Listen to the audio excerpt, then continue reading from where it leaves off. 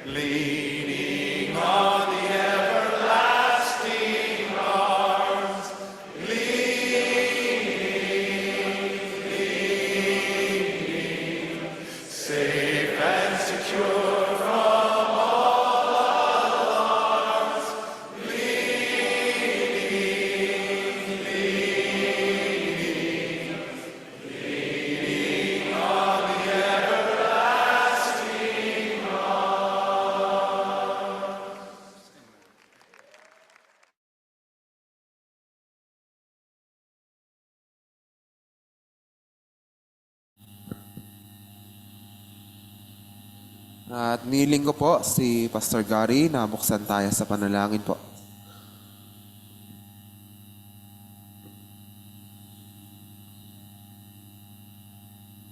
O aming Panginoon, po sa amin sa form natin pang patuloy na ating mga taos sa amin ng Panginoon ay alay at ito ang pagsamba muri na dapat sa Panginoon at pagsama-sama sa pag-aaral ng mga salita dinadala ko na distraction sa aming pagtutuon ng aming puso at isipan sa pag-aaral ng mga salita Panginoon at aming din pong buong pagpapakumbaba na hinihingi ng kapatawaran ang mga kasalanan, mga pagkukulang namin sa Diyos upang sa magitan po ng aming pag-aaral ng mga salita sa aming pong pagsamba sa iyo ay maihandog namin Panginoon ang pagsamba na nararapat sa iyong Panginoon. Ama, dinadalangin po namin ang aming protection, patuloy po namin sa iyo, sustain, Panginoon, hanggang sa kami po ay tapos. Ganun din po, Diyos, tinataas din sa iyo ang aming tagapagturo, si Pastor Orjit, na patuloy mo nawa sa Panginoon, puspusin ang iba natin Espiritu at bigyan po ng asan ay matuto sa iyong mga salita, Panginoon, sa kanyang pangunguna at pag-Diyos. Dadala po namin ang panaming mga kapatiran, Panginoon, na nawa makasama po namin sila, kami po ay pagsama-sama patuloy sa pag-aaral ng mga salita sa oras na ito. Sa ito namin, ikinukumit ang oras na ito, Panginoon, pagpalain na naman ang bawat isa.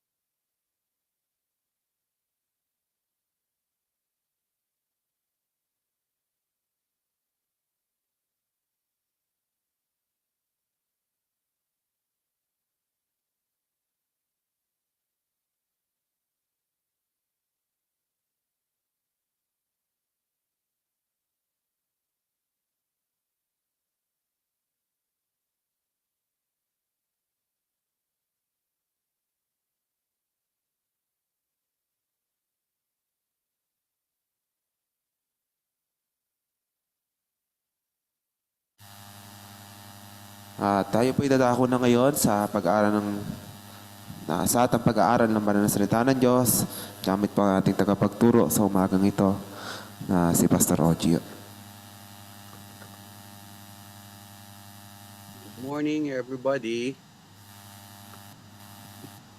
Na clear po ba yung aking yung aking audio? Good morning. Morning po. Morning Okay. po, Sir. Thank you, sir. Paki-open niyo na lang yung yung ating yung inyong mga camera para malaman ko kung kung nandiyan kayo.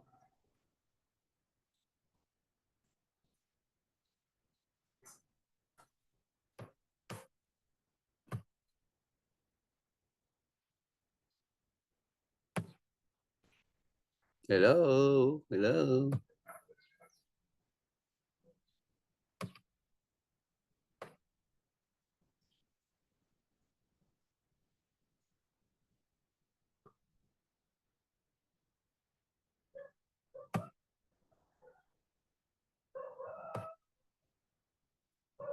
Good morning. Morning, Pastor. Ay, sige. Deacon, pwede ko bang i-share uli yung ko?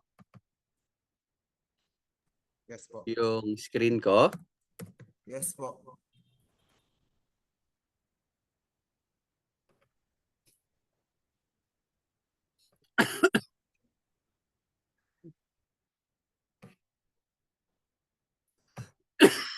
Excuse me.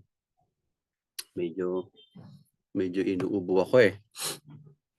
Nandiyan na ba yung screen? Nakapag-share ba ako? Di pa, no?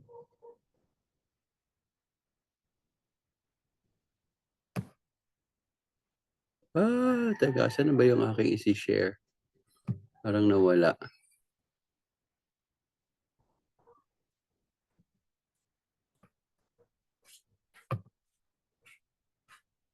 Yan.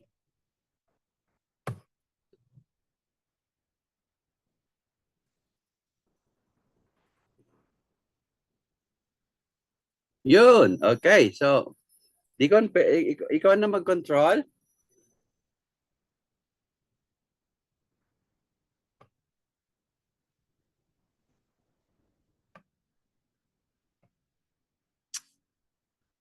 Ayan.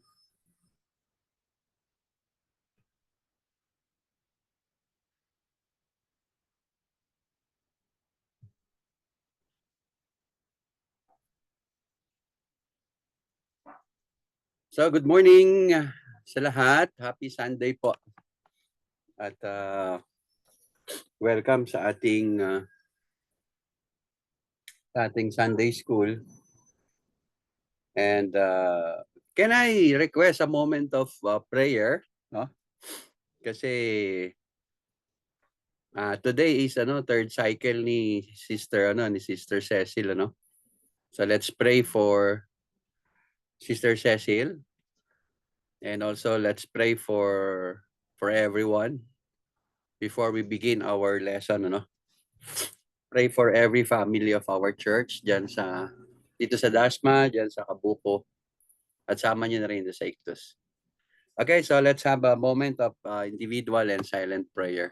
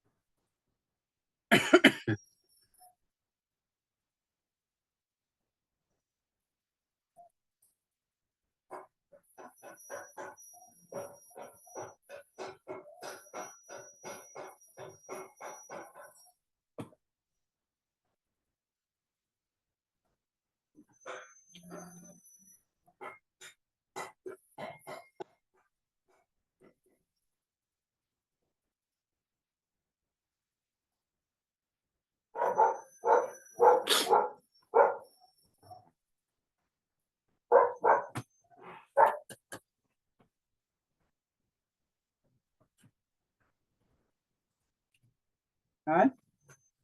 Ka? Hindi ka mabuksan yung messenger mo sa laptop mo. Hindi ka mabuksan?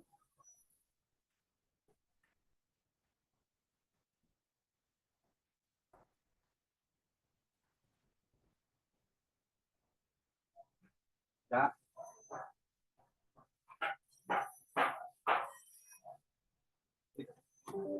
Oh, pinasa ko din yung lesson.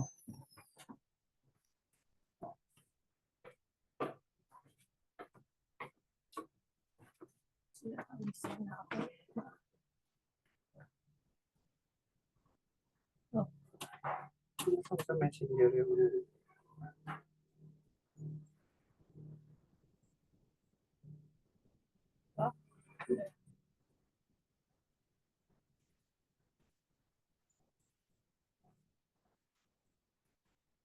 challenges.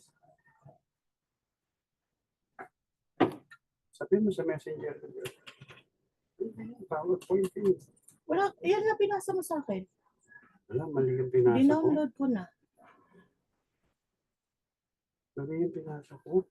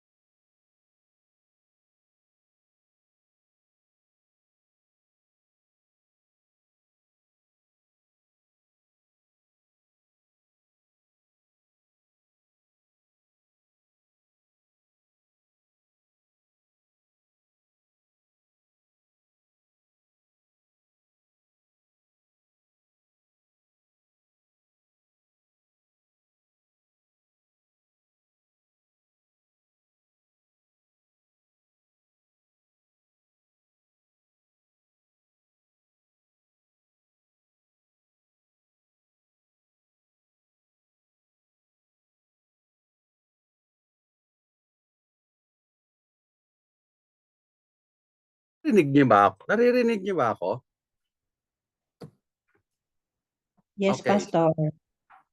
Okay, maraming salamat. Last time ay natapos tayo dun sa about the yung part where we give emphasis. Ba't bumalik dito siya?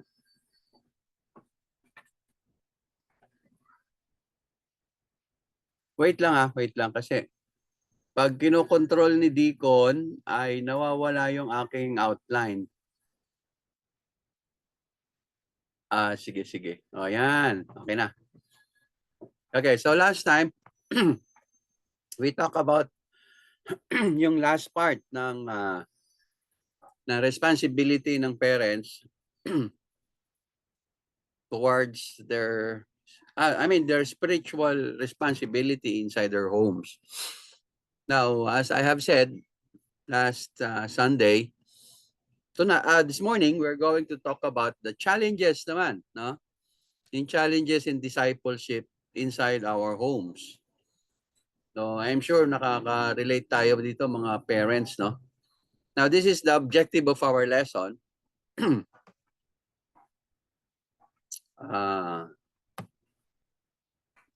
Deacon, slide natin, please. The objective is in our screen. Pwedeng pakibasa, somebody read our objective.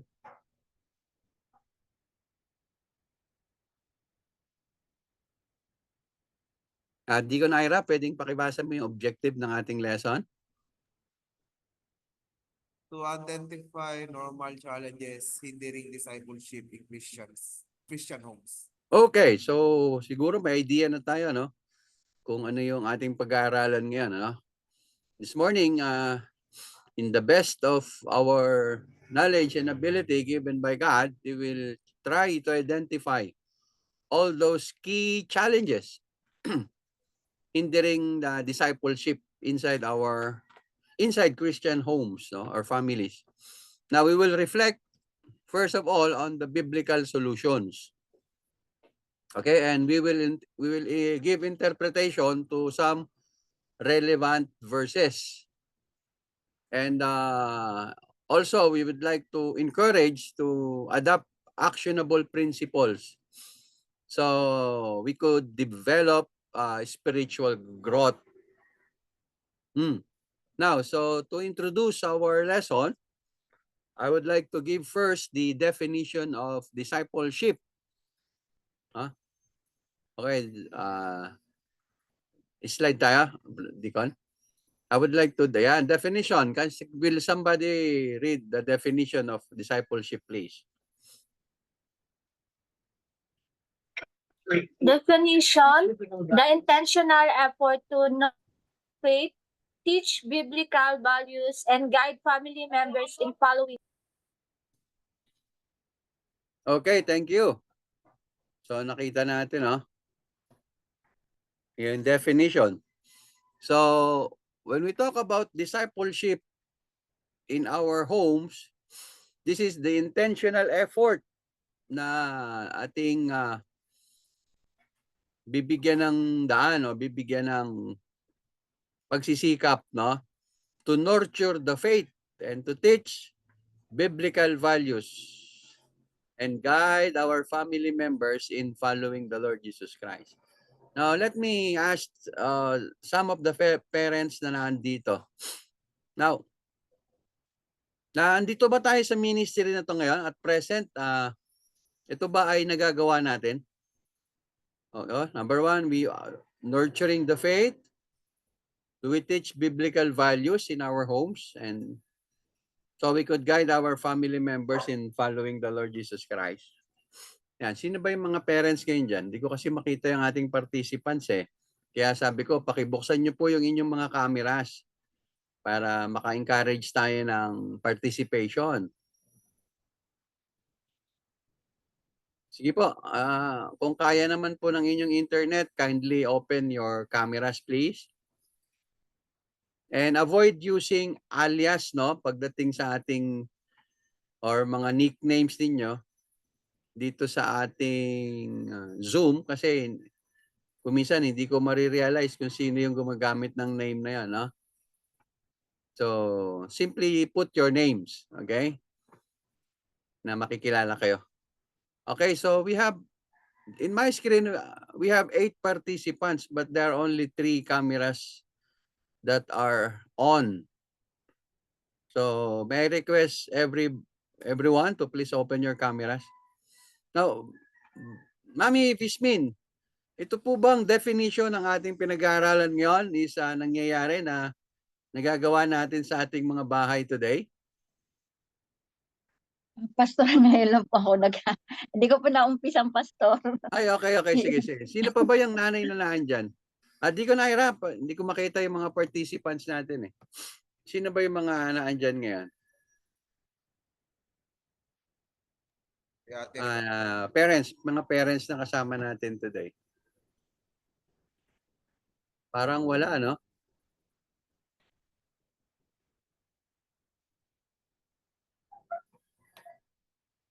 Nag-backslide na yata yung mga parents.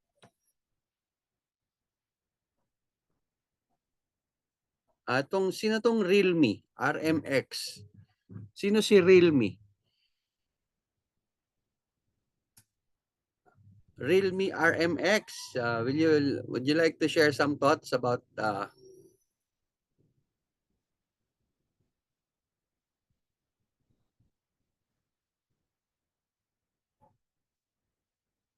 Hello, good morning. Are you with me?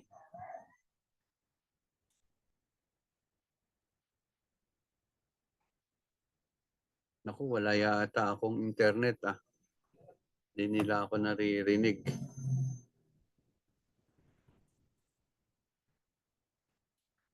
Di ko nahirap. Pwede bang, paki-confirm kung naririnig ako? Yes po, Pastor. Di kita marinig, Brad. Medyo mahina. Yes po, Pastor. Sino si Realme? Realme. Di ko po alam, Pastor. Sige. Paki-change ng name, no? Baka po pwede para malaman ko kung sino yung aking kausap. Okay, Deacon Ira, how about you? Based sa ating definition ng discipleship in our homes, do you think nangyayari to sa mga tahanan ngayon? Tahanan po. For me, hindi ganun ka-priority bawat pamilya. Okay, no? So parang hindi ganun ka-priority. Sino pa ba yung mga kasama natin ngayon? Ang hirap kasi makiusap na buksan yung camera. Hindi ko alam kung bakit. Mahirap ba? Hindi kaya ng hindi kaya ng internet?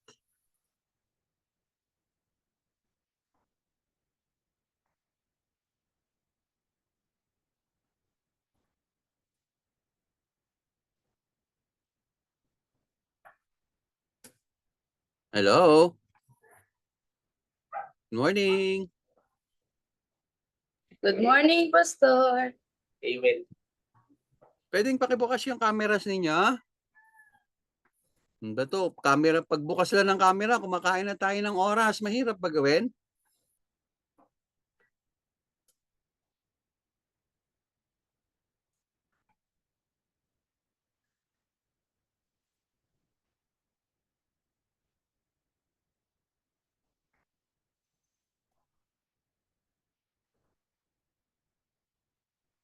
Wala.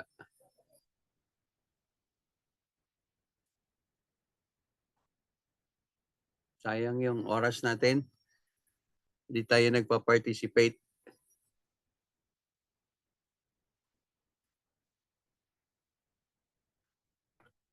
Dikon, sino ba yung mga kasama natin ngayon?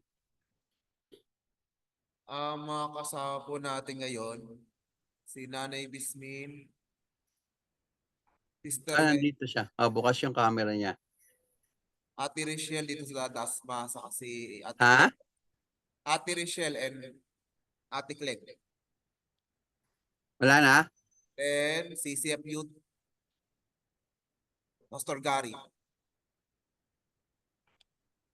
Sino pa? Yung Realme po. Sino pa? Yun lang po. Sila lang ang umattend ng Sunday school? Yes po, Pastor. Okay, sige. Now it's clear. Okay, so pakisabihan mo yung mga kapatiran natin na remind mo yung oras ng Sunday school natin, ha? Baka nakakalimot na naman sila that the start of our worship is during the Sunday school, not the 10 o'clock service. Now, going back to our lesson. Somebody read Deuteronomy chapter 6, please. 6 to 7. So siguro tama yung sabi ni Digon, ano? Hindi napaprioritize sa bahay yung intentional na effort to nurture the faith. Okay, so basahin natin yung Deuteronomy chapter 6, please. 6 to 7.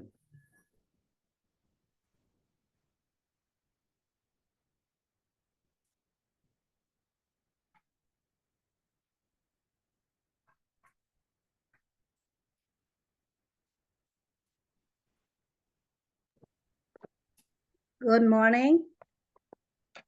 Good morning. Deuteronomy 6 to 7.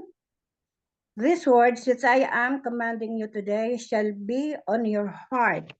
You shall teach them diligently to your sons, and shall talk of them when you sit in your house, and when you walk by the way, and when you lie down, and which you rise up. Okay, so it's clear, no? Now, from the Word of God, we know that it is a commandment. Tama ba? Parehas ba tayo ng Bible? God said it is a commandment. Okay? Yes. Now, kapag ito ay utos ng Panginoon, what should be our response? If this is a command, ano yung ating response dapat? We need to obey. Oo, kasi Panginoon yun eh, no? So I would like to believe na itong lesson na to ay magre-reflect yung relationship mo sa Panginoon. Particularly parents who are the leaders sa ating mga tahanan. Kasi gusto ko lang bigyan ng diin ngayong umaga that it is a command. Okay? So, iiwan ko sa iyo ngayon kung paano ka magre-respond kasi it is between you and God ngayong umaga. Siya ang nagutos. Di ko alam paano ka susunod. Okay? Now, yung sa verse na ito, yung Panginoon ay may panawagan sa pamilya na na i-integrate yung kanyang banal na salita doon sa bawat araw ng buhay ng pamilya. Okay? Hindi lang tuwing may okasyon. Okay? But this will become your active and constant guiding principle.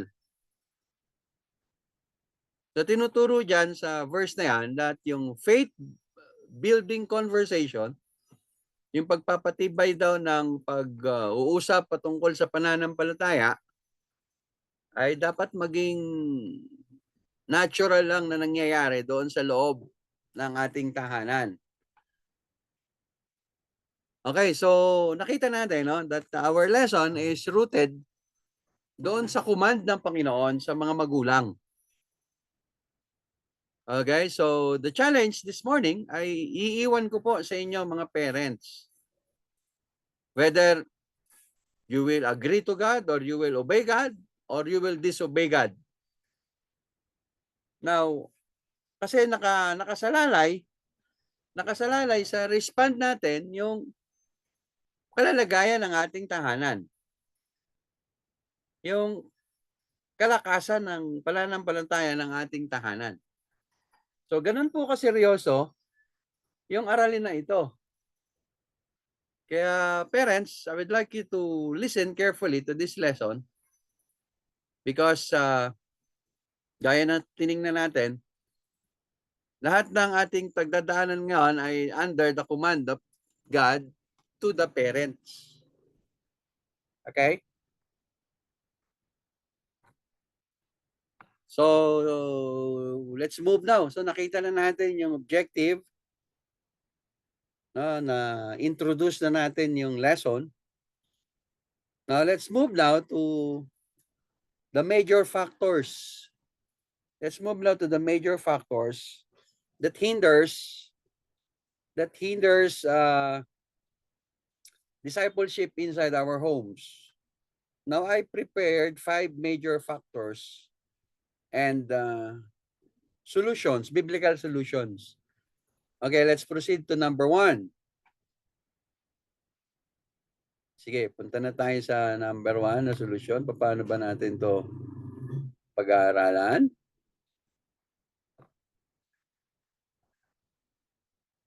Okay, number 1 is the distraction by modern technology. Naniniwala ba kayo rito? Na yung modern technology is one of the major factor na nagiging hadlang sa discipleship sa loob ng ating tahanan, sa ating mga pamilya. Sige. Hingi mo na tayo. Mami Vismin. Naniniwala ka ba, Mami Vismin, na yung modern technology ay isa sa malaking hadlang sa discipleship sa loob ng tahanan? At bakit? Parang Miss Universe, no? Merong at bakit? And why? Anay, naka-mute ka po. Naka-mute ka. Sa palagay ko din po, Pastor, sa mga technology, maaring pong nakakatulong po, lalo na din po sa mga ibang bagay, pero totoo pong nakaka-distract po talaga sa karamihan, lalo na po sa kabataan yung technology, imbes na makapokus po sila sa pag-aaral po ng Bible or sa mga ng gawain ng simbahan, doon na lang po sila nakadepende sa sa technology, yun po. Okay. So, sa Yun po, sa mga anak naman tayo magtanong. Sa mga anak na narito ngayon. Paano niyo napapansin na yung technology ay nagiging hadlang sa mga magulang ninyo para i-discipleship kayo? Kasi hindi lang po kabataan ang gumagamit ng technology. Pati yung magulang mismo. So, magulang at mga anak ay apektado ng technology. Kaya yung discipleship sa bahay naapektuhan. Sige, doon sa mga anak tayo muna. O sa mga bata. Ano ba ang napapansin ninyo sa mga magulang? Bakit nagiging hadlang yung technology sa pagtuturo ng pananampalataya sa loob ng tahanan? Okay, sige, anybody? Anybody can answer.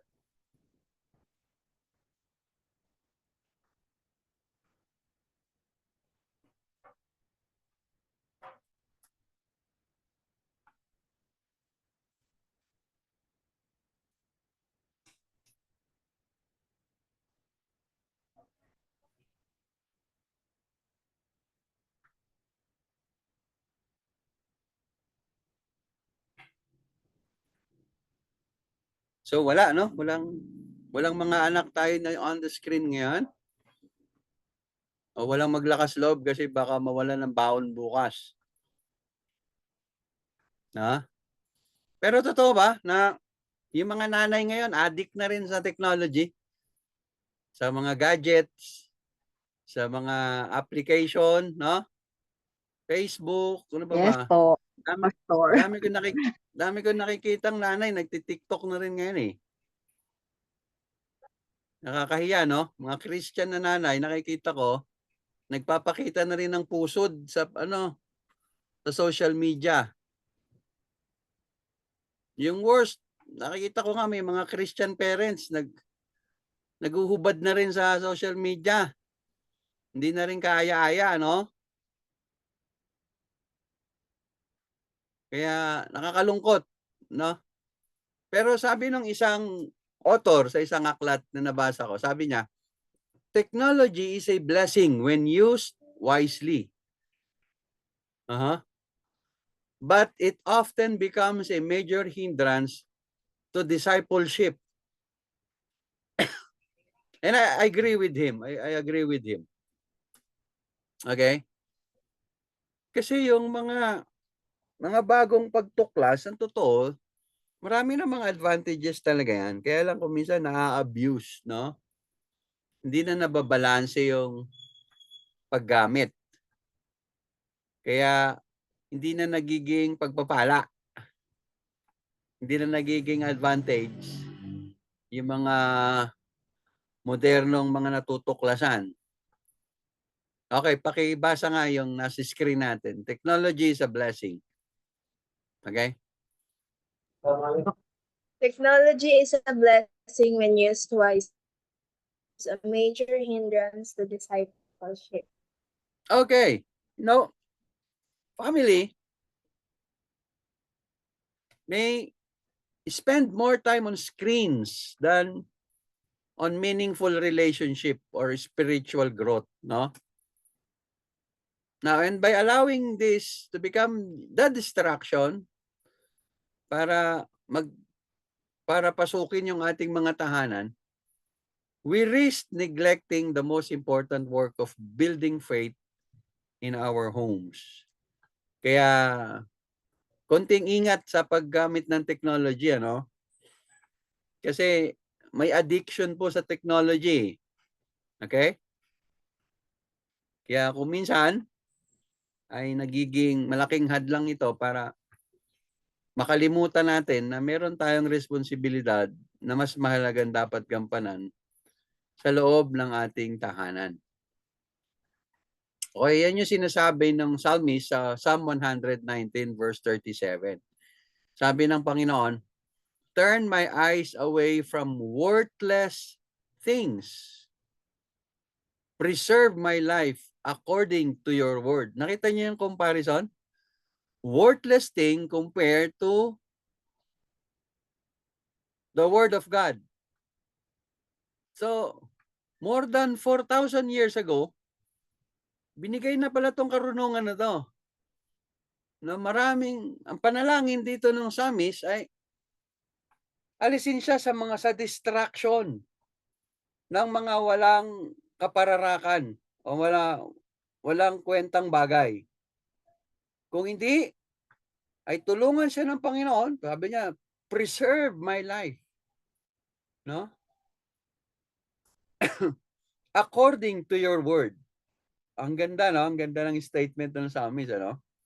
So, ina-acknowledge ng psalmist dito yung danger. Yung danger na siya ay magiging alipin.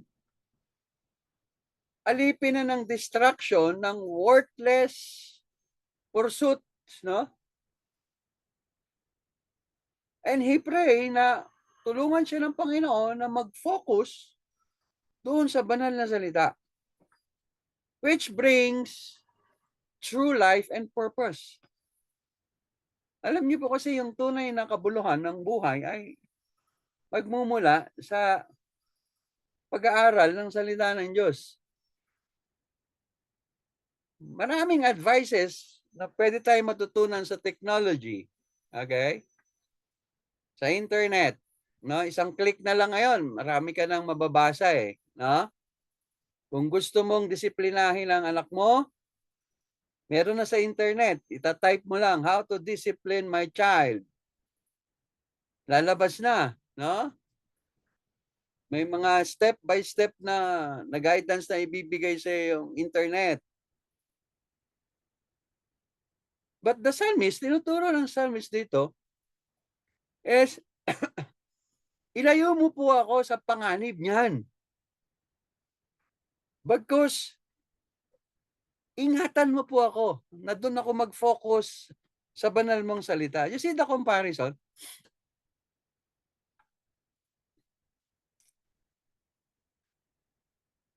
Kaya yung technology advantage sana eh, kaya lang nagiging distraction kapag ka nawalan na tayo ng disiplina. So sa mga magulang ngayon na narito, na kasama kong nag-aaral ng salita ng Diyos, please take note of this. Take note of this kasi maganda yung technology. Tuwan-tuwa nga tayo dyan eh, di ba? Nang nadidiscover yan eh. Pero wag nating ipagpapalit yung kahalagahan ng responsibilidad natin to nurture faith in our homes. Okay? Do you have any question? Do you have any question? Bago ako pumunta dun sa pangalawa nating pag-aaralan. May tanong po ba kayo? Ha? Wala naman? Para naman ako walang kausap dito eh. Ang hirap magturo ng walang kausap. Naranasan niyo na ba yan? Nagsasalita ka mag-isa, parang kang baliw. Di ba? Yung nagsasalita mag-isa parang baliw, di ba? Ganun ang pakiramdam pagka nagtuturo ka ng walang sumasagot.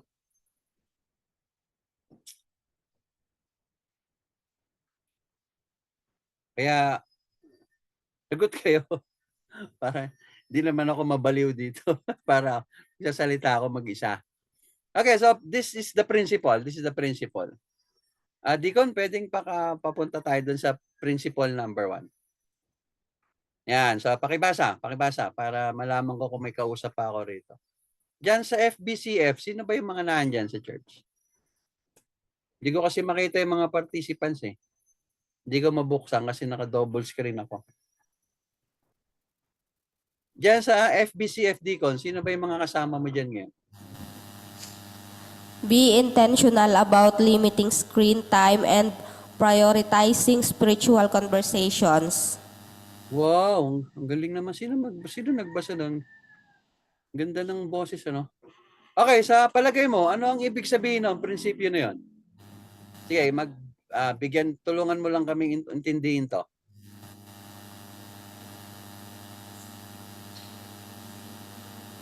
Sino ba yung nagbasa? Deacon. Brother Ira.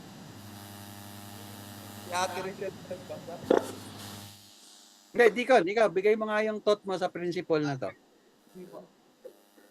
Wait lang po, Pastor.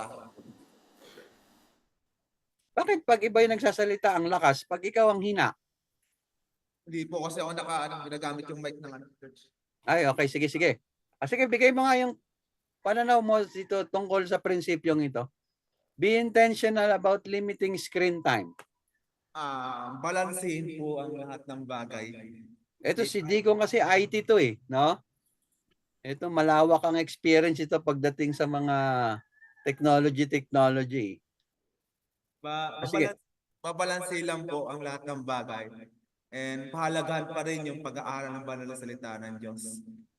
Pinagkaloob ng mga technology to for our advantage, but not to snatch away sa plano ng Panginoon sa aralin yung kanyang salita. For me, binabalanse ko lahat yan na kahit may trabaho, I need that time to read the Word of God, to have my Bible reading and devotion pa rin. Even though napaka-hectic na schedule ko, but I need to give time for the Lord kasi kailangan kasi natin, we as a Christian, to have fellowship with Him. Kasi yun naman yung hiniling ng Panginoon to have fellowship with Him. Not sa maraming ginagawa ng tao. Oo, tama. Eksakto, no? Naniniwala ako doon. No? Tama talaga yun eh. Dapat intentional daw tayo sa tahanan, sa mga nanay. Kasi yung mahirap kasi nangyayari ngayon, yung mga magulang takot na sa anak eh. Yung mga magulang na yung nakikinig sa anak eh. Pag pinagbawalan ng gadget, masama ang loob, galit. No? Parang gusto nang labanan yung nanay kasi pinatigil na mag-cellphone. Pero tandaan niyo sa pinag-aralan natin before, ang responsibilidad ay nasa balikat po ninyo. Kayo ay pinag-uutusan ng Diyos, sabi ng verse na binasa natin, ano? Pinag-uutusan po kayo ng Panginoon na ilayo ninyo ang inyong mga anak sa walang kapararakang ginagawa. Gaya ng psalmist, no? Kasama na nating hinihiling sa Panginoon na i-preserve yung ating mga anak, yung ating pamilya, no? Para malaging nakafocus doon sa banal na salita ng Diyos. Kaya mga magulang, let us mag-set po tayo ng technology-free zones, no? Or time. Ginagawa niyo ba yan sa bahay? Sino ba yung magulang dyan sa FBCF? Brother Ira. Sino ba yung parents na nandyan ngayon? Ate ko po. Ha? Ate Pe. Nandyan na si Pep? Sabi mo nga, ano? Umarap doon sa camera at may tatanong ako. Mabuti naman at may... Yan, Ate Fe. Kasama mo ba sino ba yung kasama mong anak ngayon dyan? Si Alfie lang po. Si Alfie. Si Alfie ba, binibigyan mo ng oras lang para gumamit ng cellphone or ng tablet o kung anong meron gadget yan? At nagkakaroon kayo ng spiritual bonding sa loob ng bahay. O, kaya Alfie, oras na. So, wala mo nang gagamit ng mga technology ngayon dahil oras na para manalangin, oras na para mag-aral tayo ng salita ng Diyos. Yes po. Oh, very good, very good. So, ini-encourage yun ng ating aralin ngayong umaga, no? To have a technology-free zone time. Kasi take note of that, parents, no? Gawin nating patakaran yan sa bahay. Na ano ang gagawin? Kaya baka naman maglalagay tayo ng technology-free zone. Tapos matutulog naman tayo. Wala rin naman tayong ginagawa. So, magsiset tayo nun to give way sa prayer time at saka sa devotion perhaps or Bible study. Ikaw ba, Ate Fe, nagba-Bible study ka sa bahay ninyo, sa mga anak mo? Minsan po. Mabuti, at least merong minsan. Pero this time, no? Paningkamot sis na dagdagan pa yung oras. No? Maggawa tayo sa mga magulang na narito ngayon, gawa tayo ng patakaran, isama natin sa patakaran. Dahil we have to admit na sa panahon ngayon talagang kaaway natin ang technology. Nagiging disadvantage ang technology. In terms of our discipleship time. Kasi mabigat yung responsibilidad eh. Ang kausap mo, Panginoon. Ikaw ay inuutusan ng Diyos na ilayo sila sa mga walang kapararakang bagay na yan. Dahil ikaw ay kapartner ng Panginoon na ipipreserve yung iyong pamilya using His holy word. That is a direct command. Kaya ako pinabasa sa inyo yung verse kanina eh. Kasi pag pinag-aralan niyo yun sa original language, maiintindihan ninyo na hindi lang yan pinag-uutos ngayon, kung hindi, magpapatuloy ang kautusan. Aktibo tong ipinagaganap sa atin ng Panginoon. Ibig sabihin sa bawat pagkakataon. Ang kautosang ito ay ipinagaganap ng Panginoon doon sa mga magulang. Kaya the moment na hindi mo magampanan ito, kapatid, magkakaroon ka ng problema doon sa agreement ninyo ng Panginoon because that is what we call covenantal responsibility of the parents.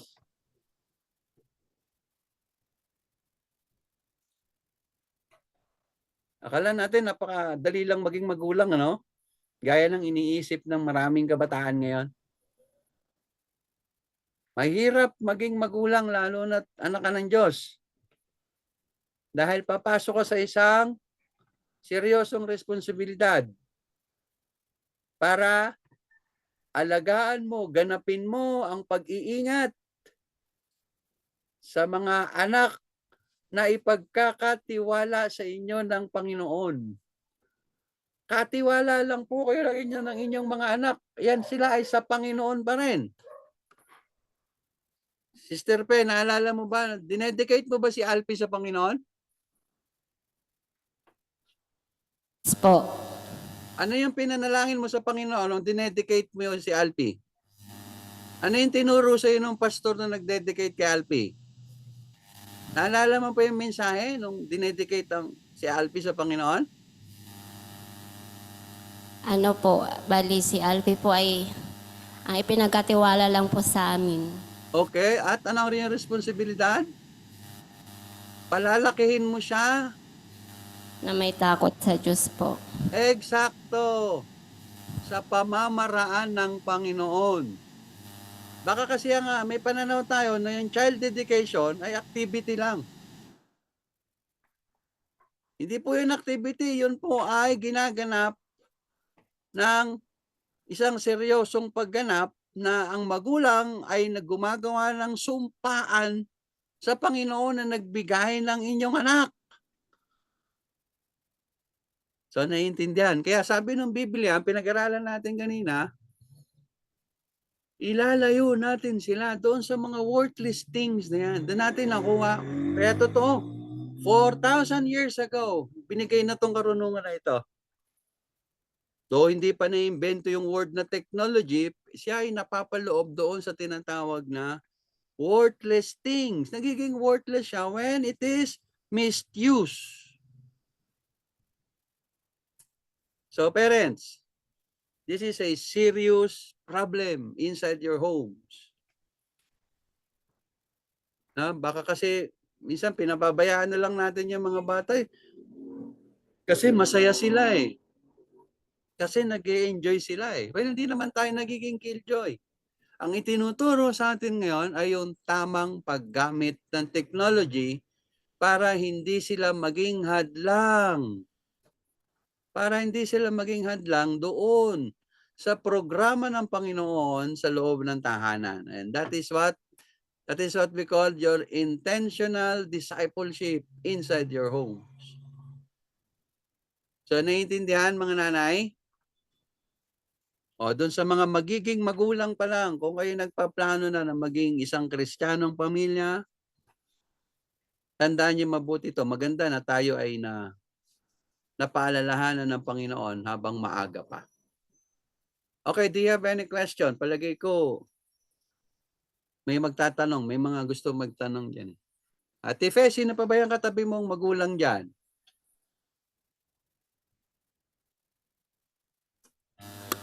Si Rachel po. Sige Rachel, meron kang gustong itanong? Wala po. Wala po. Ilang kayong parents dyan ngayon, Fe, na nag-umattend ng Sunday school? Dalawa lang po. Dalawa lang po. So, ina-expect ninyo na maraming magulang ang magiging effective sa loob ng bahay kung sa Sunday school pa lang, dalawa kayo ma-attend? Mamomotivate kaya natin yung mga anak natin balang araw na pag naging magulang kayo, maging Kristiyanong pamilya kayo sa ginagawa natin ngayon, pinapakita natin sa kanila ngayon. Yun yung punto Yun yung punto. Ito yung tamang paggamit ng technology.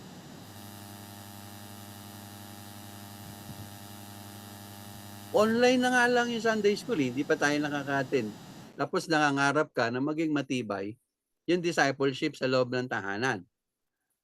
At in extension, nangangarap ka na magkaroon tayo ng matibay na simbahan. Na magdi-discipleship din tayo pagdating sa simbahan. Kapatid, balik tayo dun sa una natin pinag-aralan. Kung sa loob ng tahanan, hindi natin mapapagtagumpayan to, magiging mahina din ang ating ministeryo sa loob ng simbahan. Kaya pinagtitibay muna ito sa loob ng ating tahanan. Okay, so I would like you to encourage your co-parents starting today to at least magkaroon ng heart to be serious with your ministry sa Panginoon. Now, siguro naiintindihan nyo na bakit yung mga pastor palagi na lang sinasabi, come on time, come on time. Naiintindihan nyo na ngayon. Kasi nag-iiwan kayo ng halimbawa, lalo na yung mga magulang. Nagtuturo tayo. That is part of your discipleship sa inyong pamilya. Kaya nga gusto natin as much as possible, yung mga parents, yung pamilya, sabay-sabay pumupunta sa church. Sabay-sabay din uuwi. Sabay-sabay kumakain para pag-usapan, ano ba yung natutunan natin sa simbahan ngayon? O, baka pagising bukas, cellphone agad ha? Baka lahat ng oras, gadget tayo ha? Kaya nagiging hadlang yung technology. Which is dapat blessing eh. Why? Because the principle taught us from Psalm 119 verse 37 to be intentional about limiting screen time and prioritizing spiritual conversation. Okay, dyan sa kabuko, may gustong magtanong? Okay, please open your microphone kasi we only have 3 minutes left sa ating Sunday school. Akala ko matatapos ko hanggang second point, kaya lang maraming distraction, ano? Okay, CCF, would you like to address some issues in life with regards to technology na nagiging hadlang sa spiritual growth sa loob ng tahanan? Anybody in Kabuko? Sige.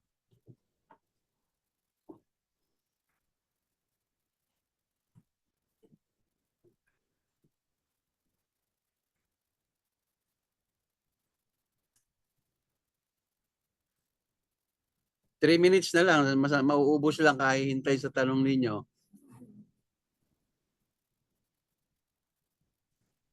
Wala po, Pastor. Ha? Wala po kaming tanong, Pastor. Sige. Di wala rin akong sagot. Mabuti, di nyo na ako pinahirapan. Ano, ibig sabihin ba, naiintindihan? O hindi naiintindihan? Kaya hindi nagtatanong. Dalawang bagay lang daw yan eh. Intindihan po. Yan, hirap gawin. Taas ng IQ ah. Amen. Salamat kung naiintindihan, ano? But alam nyo, napakabait ng Panginoon sa atin. Dahil sa kanyang very earnest na pagmamalasakit, pinalalahanan niya ulit tayo ng mga nagaganap sa kapanahon ng ito na kung minsan di na natin napapansin. Nagiging kaaway na pala natin yung technology sa paglagong spiritual. So parents, I hope na nakapag-take note tayo ng mensahe ng Panginoon ngayong umaga. Tandaan natin, technology is a blessing. Pero kapag hindi na natin nabalanse ang paggamit niyan at hindi na natin napaprioritize yung pagtuturo ng salita ng Diyos sa ating mga anak, kaya lang siya nagiging distraction and burden. Okay? So maraming salamat. I hope wala namang tanong na, no? Nawa ay may natutunan tayo muli mula sa Panginoon at sa kanyang salita sa ating Sunday School. Ibabalik ko na yung oras kay Deacon Ira at maraming salamat po sa inyong pakikinig.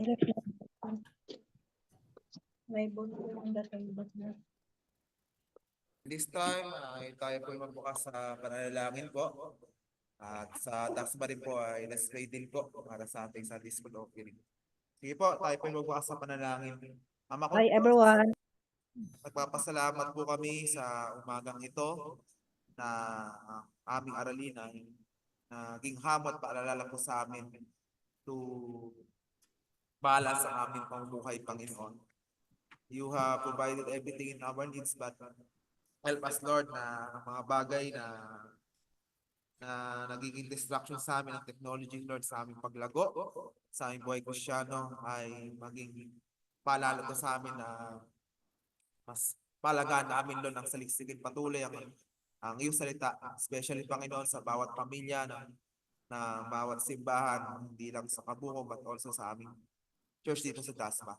Patuloy ang palagaan nito at patuloy na kayo po malhati, Panginoon, sa aming pagsamba ngayon. Pagpalaan niyo po ang aming gawain at ang aming pagbibigayan ng aming Sunday School opening. Ay pagpalaan niyo rin po nawa at patuloy na magamit ang maipon dito, Lord, sa aming gawain, Panginoon, ay patuloy yung gamitin ito sa malati ng iyong gawain sa buong mundo, Panginoon. Ito lang aming sabot dalangin sa pangalan ni Jesus. Amen. God bless po sa bawat isa. Yan po natapos ang ating Sunday School. So, oras na ito. Good morning, everyone. Bye-bye. Bye-bye, Mami. Bye-bye. Good morning, everyone. Kabuko. Bye-bye.